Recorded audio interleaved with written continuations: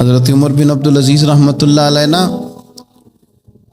خود نیک تھے نا، تو ایسے لوگوں کو اللہ بندے بھی نیک عطا کر دیتا ہے۔ اپنے وزیر خزانہ سے بادشاہ وقت گھر والوں نے اصرار کیا کہ اس عید پہ کپڑے نئے ضرور سلوانے، تو آپ اپنے وزیر خزانہ سے کہنے لگے کہ 1 مہینے کی تنخواہ ایڈوانس دے دو، کپڑے بچوں نے لینے ہیں۔ وہ بھی کوئی رب کا بندہ تھا، کہنے لگا حضور کہیں سے آپ کو پکی گارنٹی مل گئی ہے کہ آپ نے مہینہ زندہ رہنا ہے؟ یہ نہیں اسے فرمایا تو کون ہوتا ہے مجھے صلاح دینے والا، تو کون ہوتا ہے میرا ملازم ہو کے وزیر ہو کے مجھے مشورہ دینے والا۔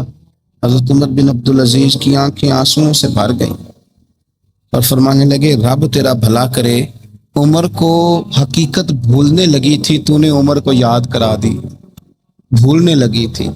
کھار آ گئے اور اپنے گھر والوں سے کہنے لگے میرے پاس گارنٹی نہیں ہے مہینہ جینے کی، لہذا میں تمہارے لیے ادھار نہیں پکڑ سکتا۔